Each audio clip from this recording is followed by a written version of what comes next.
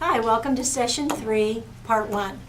Hopefully these videos have helped you to understand some best practices and also some examples to make coaching easier for you as we move through all of the sessions. It's so much fun to coach, and I know you're gaining a lot of rewards from this. And again, our clients are the most important part of this. So as we talk about Session 3, let's take a look at that collage. One of the things that we want to do is kind of have some aha moments or some discoveries from our clients about their collage and have people share some of their collages, or maybe it's a work in progress still, and that's okay. But they can keep working on it as they move along. So start Session 3 with a recap and talk about how they felt about the collages, what their discoveries were, and give them a time frame, 30 seconds. Tell me in 30 seconds about your collage, just to give me some background and ideas and have them share. If they don't want to share, that's okay too. Also talk about their homework that they did the 2 previous times, and if they've gained any knowledge about their homework from their last 2 sessions. It does help them bring back that idea that the homework is important. Again, take attendance, and again reiterate the fact that they should be working on transportation and on childcare if they need it for the graduation. So hopefully they've gotten that taken care of and that they know that that day is locked in their calendar and they're ready for that day. Okay? So as we look at Session 3, the big part of Session 3 is the master application. You have copies of the application in your toolbox, so make sure you have all of those out. One of the things that I've done with the master application is I have one that's already filled out, and then I have the blank one to model what we're going to do today. We're going to start with a blank slate, and then we're going to move into the finished product. It's so important for our clients to understand that the purpose of us doing this master application is so that they can do all the research, do all of the background that they need to get those important phone numbers, correct spellings of former employers, and also to be able to have all that information in one place. So when they go to fill out a job application, when they're either online or whether in person, they have all the information that they need right in front of them. The worst thing is to go into a job interview or to go apply for a job and not have all those facts right at their fingertips. So it's important for them and for you to emphasize that this is for them to be able to have all of that information right there, so they're not fumbling around, they're not trying to remember somebody's name. This is their chance to pull all of that together and have that information. Even if they don't use everything on the master application, they've still done the work to put it together and have all of that information right at hand. So it's really important for them to do that. Now, a couple of things on the master application that I've worked with clients. One, they need to do the first one in pencil because obviously they're going to be doing some erasing and filling in information.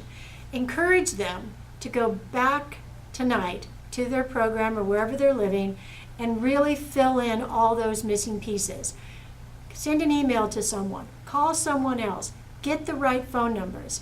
There's nothing worse than putting information down on an application that isn't correct. They need to have the correct information. God is in the details, so is an application. If the details aren't right on the application, every job is all about details, because all an employer wants is someone who pays attention to detail. No matter what the job is, everything is about detail and attention to that. So if your master application isn't reflecting that attention to detail, they're probably not going to hire you. One of the things that we know is every time an employer goes through a stack of applications, what's the one thing they want to do? They want to weed them out. They want to get rid of them. Most employers will sit with a stack of applications and go boom, boom, boom. They're looking for keywords. They're looking for different dates. They're looking for jobs that people have had and experience. If they don't find that, boom, they're done. Now, the client may have those, and they just didn't get onto the application. So it's important for them to understand that the way to get into that interview is to have a good, strong job application. So we need to get those things into place. So have them fill it out, first of all, in pencil, and then fill one out in pen that is with all of the completed information, no spelling errors, nothing that could reflect a lack of attention to detail, and make sure that you help them go through that. So one of the things that we want to do is, again, work in those small groups and really help facilitate that idea. And even if you can help them find phone numbers by going online on your phone or whatever it is that you can do to get that information, get that on that application to help them. So that's part of that master application. The one thing that we want to encourage our clients to do on the applications, because there's many different kinds of application, the one that we're giving them is just one example. Now, they may think that this is the ultimate application, and everywhere they go, they're going to see the same one. Well, that's not true. What they're going to see is a different form of that, and so they're going to need to be prepared. So what we say to the clients is this: follow all the directions on the application. First of all, and fill it all in. Don't leave a lot of blanks. If there's something that's not applicable, put an N/A. So make sure that they know that they've read it, but that's not applicable to them. So they just don't, the employer doesn't think that they've just left it blank. The other thing is, I usually tell clients, is read that application all the way through before you start to fill it out. So say you've gone to Starbucks and they've asked you to fill out an application. Go sit somewhere quiet. It's not a race. They're not seeing how quickly you can do it. The main thing is have your master application with you that's already filled out, so you have access to all those dates and people's names and job history. And then very slowly read all the directions all the way through. Look at the whole application first, see what it is you need to fill out, then go back to the beginning and in your best handwriting, fill out that application. Now, when you're finished with that, the most important thing you can do is go back and reread, revisit, and review.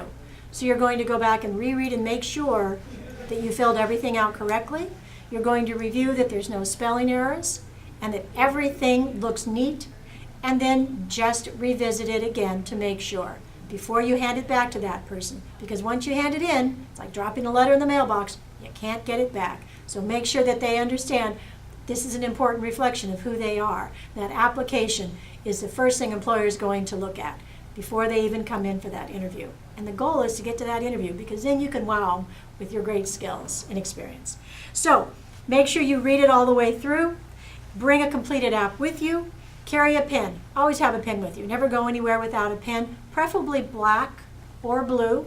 Not any fancy colors or pink or any of those purple colors. Make sure it's a black or blue pen that looks the most professional, and you want to convey a level of professionalism there.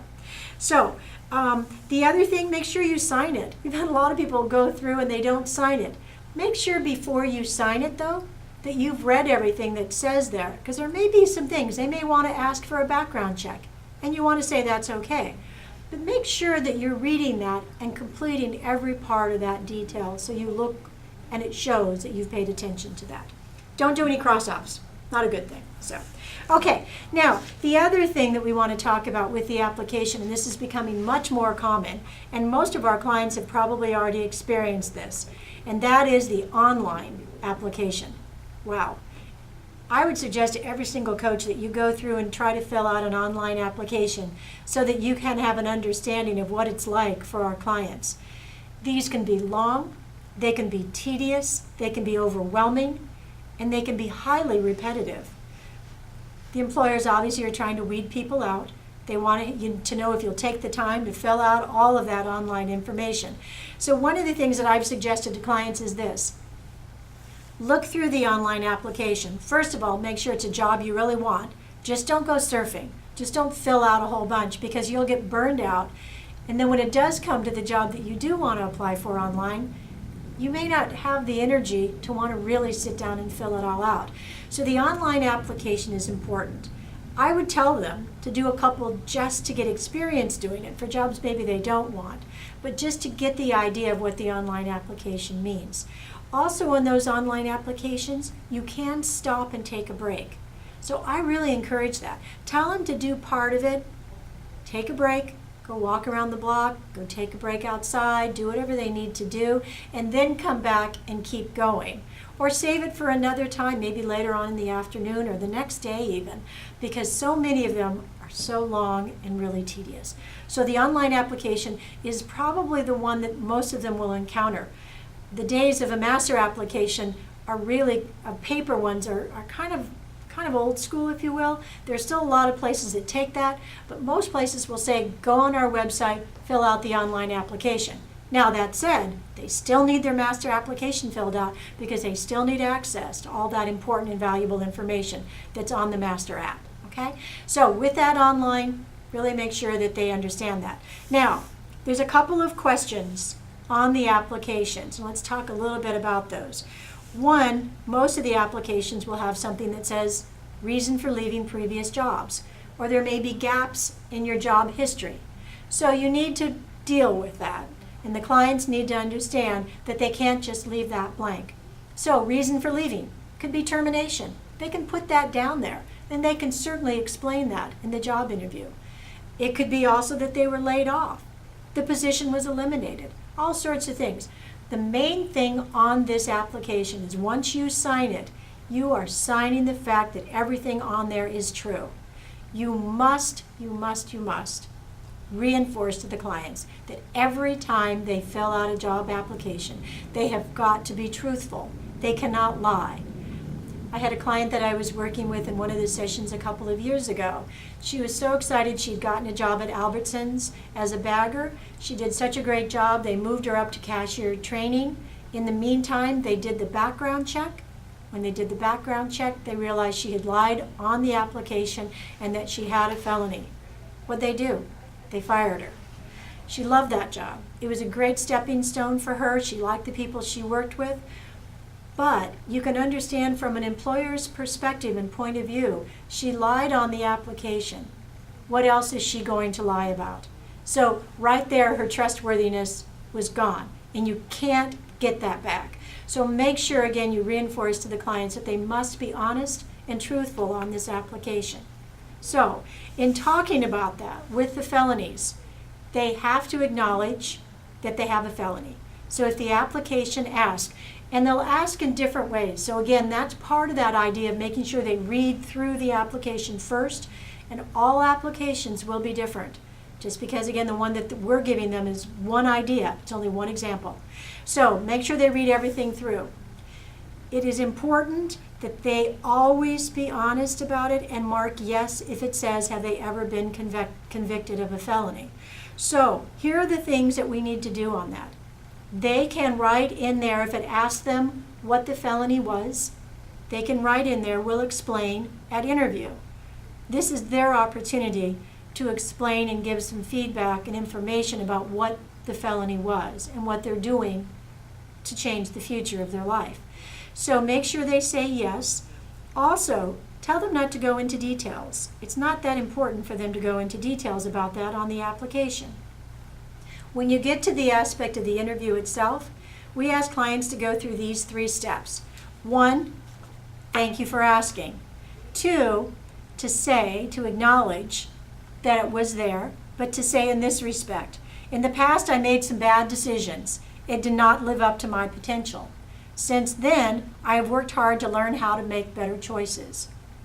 Step 3, I'm concentrating on building a better life and making positive contributions. This job is a big part of achieving a new start. And with your help, I will get there.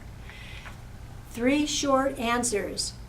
Not a lot of details, not a long, sad story about what happened or excuses, because there are no excuses and the employer doesn't want to hear that. So just make sure that they just simply go through those 3 steps. I'd ask them to practice that like their elevator speech so it comes naturally to them. A couple of other things that I've talked to clients about. Here's a nice example. I've enrolled in school currently and working to reframe my life. So I'm taking positive steps to change the direction of my life. That's also a very good answer.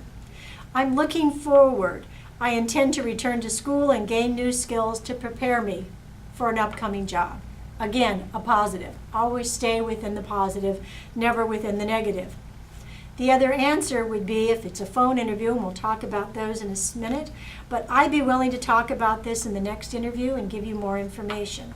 So, if an employer asks what the felony is, quickly state it, and then move on in a positive way using some of those statements that I just read. So again, always move to the positive, never go to the negative, never go into too much detail.